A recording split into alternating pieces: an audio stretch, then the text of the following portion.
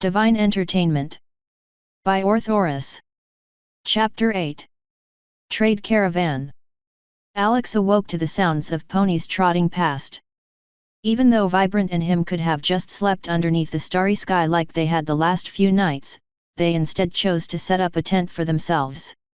Occupying a space among a small semi-permanent tent city on the outskirts of town reserved for travelers who couldn't afford the inn, that in vagrancy was apparently interpreted quite literally here. But most importantly, it also gave them some privacy.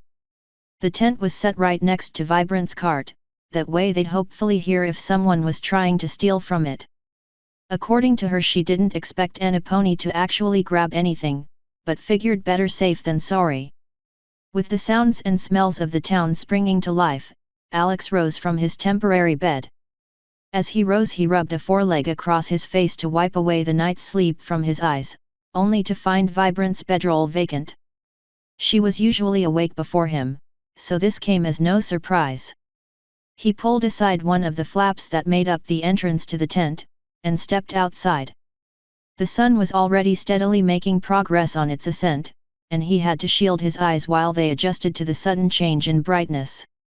He let his gaze wander around, trying to find his travel companion and benefactor. After a sweep of the immediate vicinity, he couldn't find her, and decided to start putting away the tent. He was almost done packing up, when he heard Vibrant call out to him. "Good morning, Alex. Sleep well?"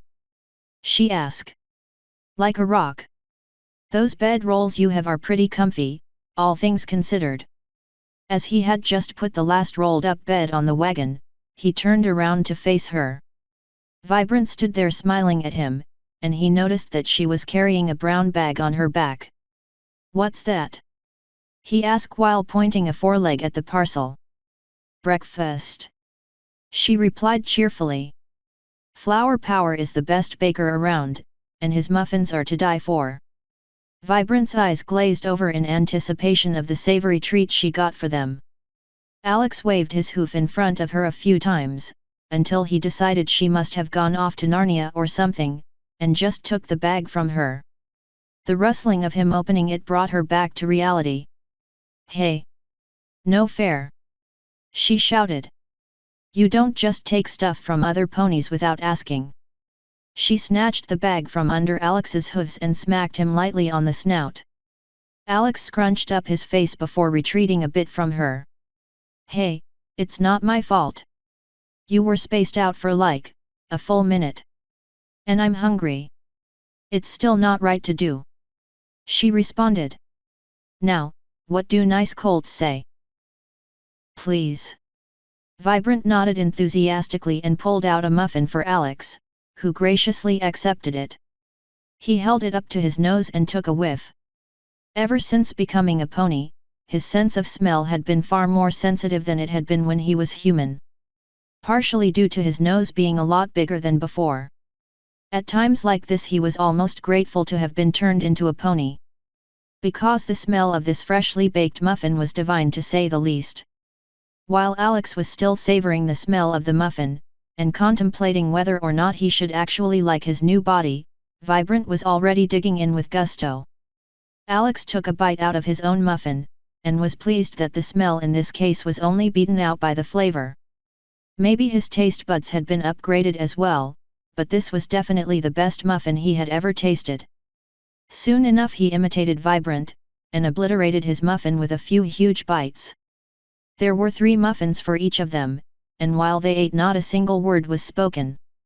A few passing ponies glanced towards the 2 ponies brutally disintegrating muffins on the side of the road. Some looked upon them with disgust, and others knew exactly what was going on. "Those were delicious!"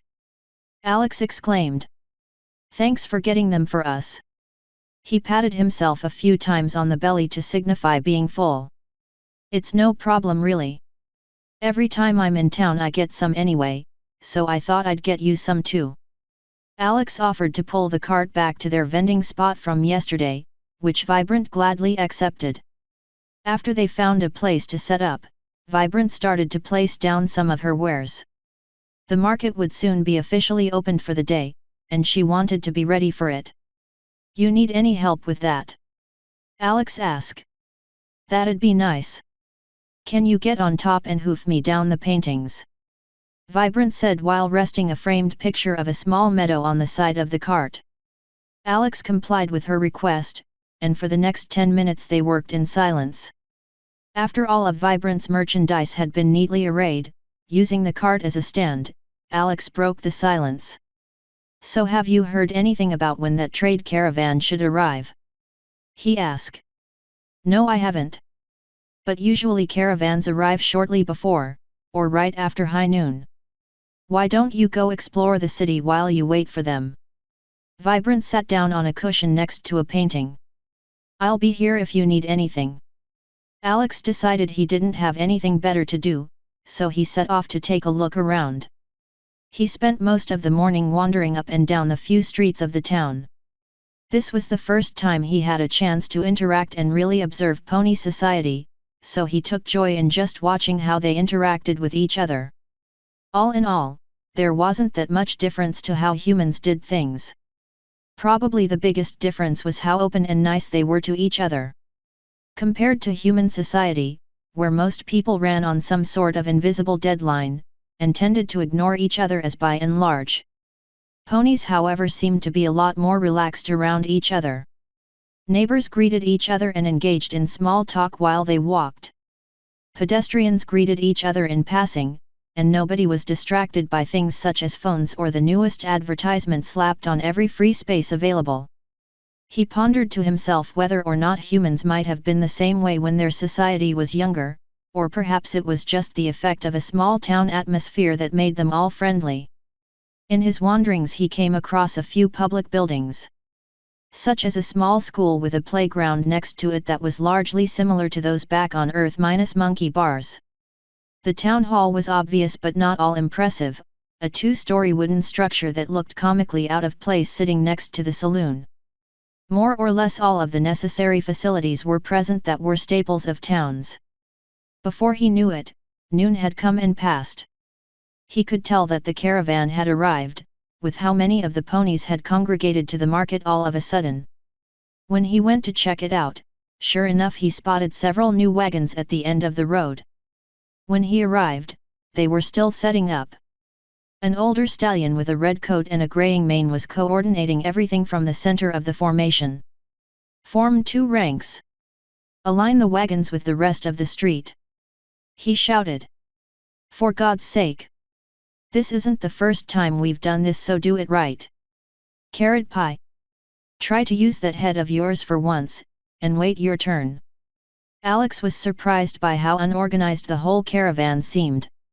He'd have assumed the caravan ponies knew what they were doing. But apparently most of them weren't the brightest colors in the crayon box. The success of it all seemed to hinge on the ability of their lead pony. After a good half hour, everything was where it was supposed to be. They unloaded their merchandise, set up shop, and officially declared themselves open for business. Not too long after, the sounds of heated and excited bargaining filled the air. Seeing the lead stallion start to relax a bit, Alex decided now was as good a time as any to approach him. Alex came up to him just as he breathed a huge sigh of apparent relief before sitting down. Good day to you, sir. The stallion turned his head to face him. Might I take a moment of your time?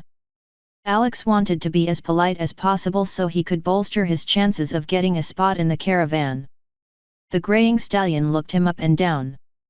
Sure, how can I help you today?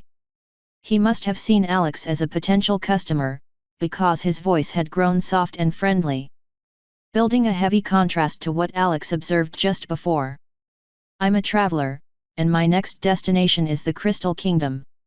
As it is quite far away, I was wondering if I could maybe join your caravan for as far in the same direction as you are willing to go. Alex said, getting to the point as quickly as possible. The Crystal Kingdom. The stallion adopted a look of surprise. You're right, that's quite far away. Follow me. He got up from the ground, and gestured for Alex to follow after him. He was led to one of the covered wagons away from the crowd. They entered the small interior, and Alex found himself surrounded by a collection of various doodads. In the center was a small table with a map. This one had a few more details drawn on it, as well as a spider web of red lines. Most likely trade routes, Alex thought. After we're done here we'll follow the crystal snake due west, towards High Rock, the capital, and our next destination. He put a hoof on the map where Harvest was located. He followed a red line that ran perpendicular to a blue line, labeled Crystal Snake until it reached a big dot labeled High Rock. We'll head towards Pegasus Lands when we're done there, so that's as far as you'll be able to come with us, he said. But traveling from one capital to another is quite easy, as I'm sure you're aware, so you'll have no problems finding another party to get you there. He put his hoof back to the ground, and sat down in a rocking chair next to the map.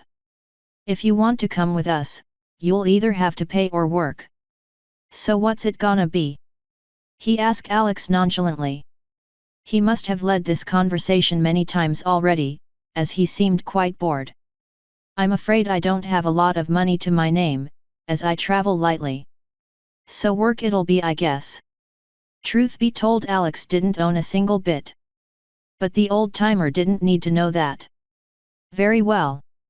You're a unicorn, so I have no doubt you'll at least be smarter than the bumbling fools out there. He sighed. I swear being that stupid should be illegal. Name's Winter Banana, by the way, he said while reaching out a hoof. Alexander Atlas Riptus. Or Alex for short. Alex gladly shook Winter's hoof, completing the greeting. Winter laughed at his introduction. You unicorns and your silly names. But anyway, welcome to my caravan, boy. We'll depart in 2 days. Be here at the crack of dawn or we'll leave you behind. Sir. Yes, sir. Alex gave him a little mock salute and left the wagon. With everything taken care of, he made to return to Vibrant, so he could share the news with her. Author's note. Hope you have a good read, and feel free to comment. Once again, thanks to my proofreader/editor Ambrose for a job well done. End author's note.